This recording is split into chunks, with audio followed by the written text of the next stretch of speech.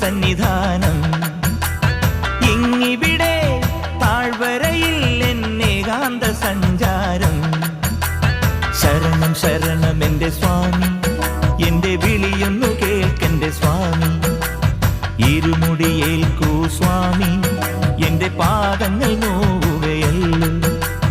കാടിന്നിരുൾ മുടിയാകെ മലങ്കാറ്റേറ്റുലയുകയാ. കാട്ടാനകളുടെ methi കരിമ്പുലിയുടെ